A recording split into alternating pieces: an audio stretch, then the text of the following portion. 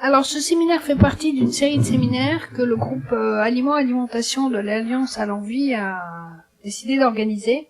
Ils sont ouverts à tous, chercheurs et non-chercheurs. Donc, je rappelle, pour ceux qui ne savent pas, l'Alliance à l'Envie, c'est une alliance de l'ensemble des établissements de recherche et universités qui s'occupent d'environnement.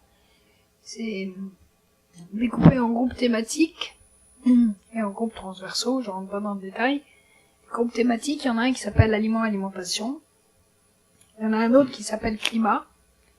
Et donc c'est avec le groupe Climat qu'on a organisé celui-ci. On en avait fait un en juin sur les grandes perspectives sur l'alimentation future.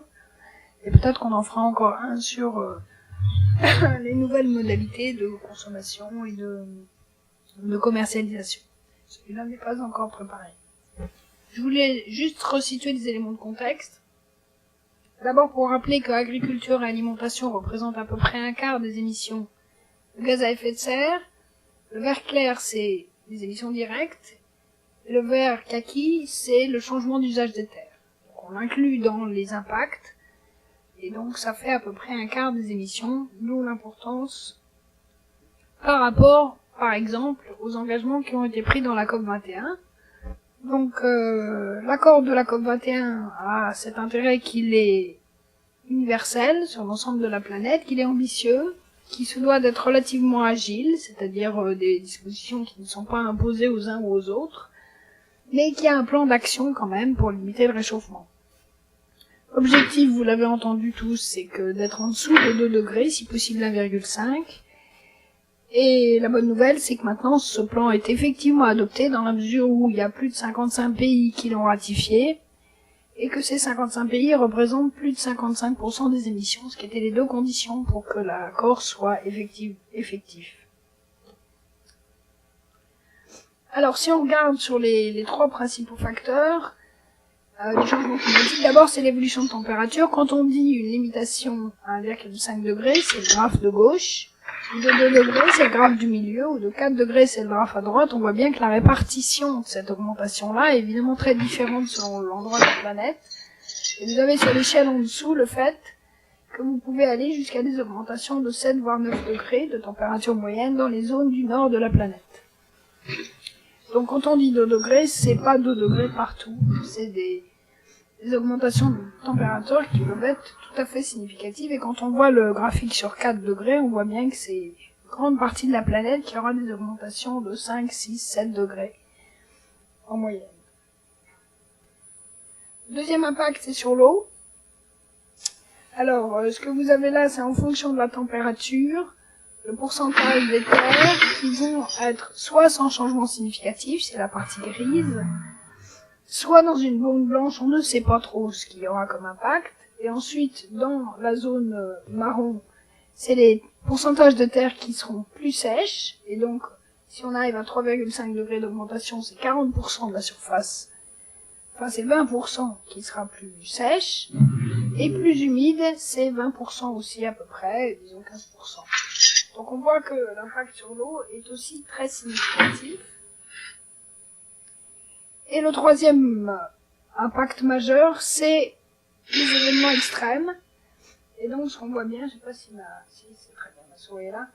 Par exemple, dans les zones tropicales, une augmentation de cyclones très violents. Sur les terres, une augmentation des vagues de chaleur et des canicules.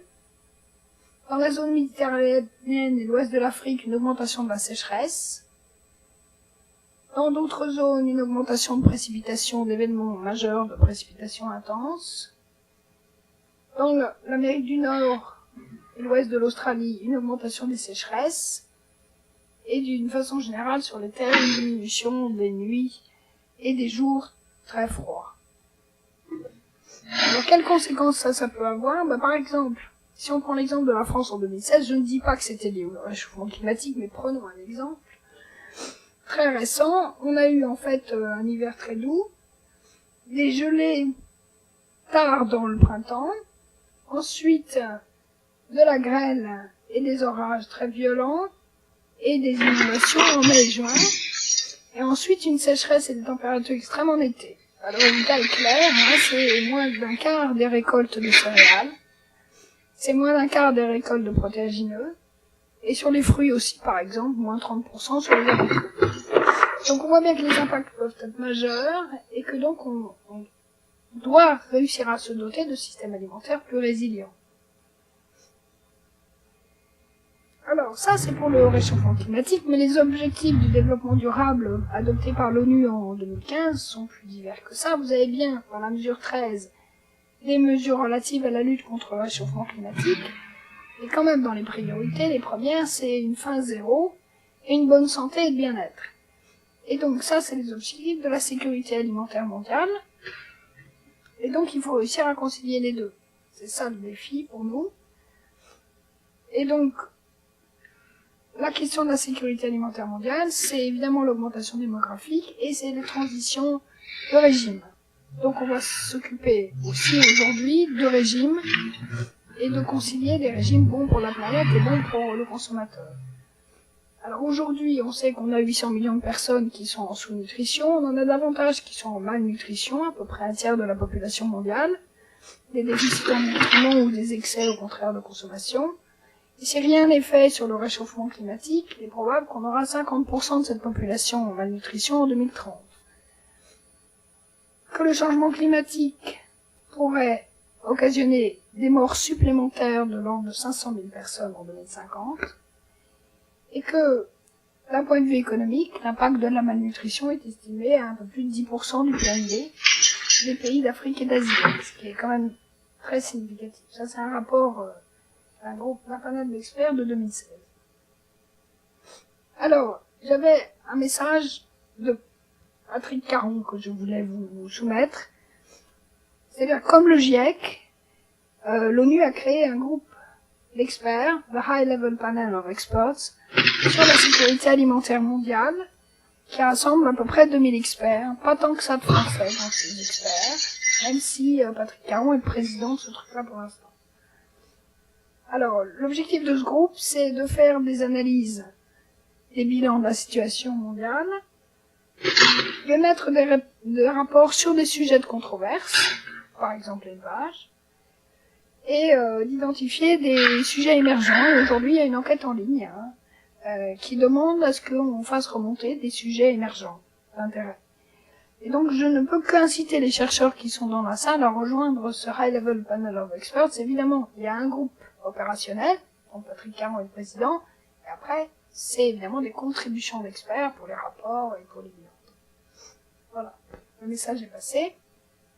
Nadine, tu pourras dire à Patrick que j'ai passé son message. Alors, la question, c'est qu'on parle beaucoup d'agriculture, on en a encore parlé tout à l'heure, sur l'impact sur le changement climatique, mais évidemment, les systèmes alimentaires, c'est pas seulement l'agriculture, c'est l'ensemble de la chaîne.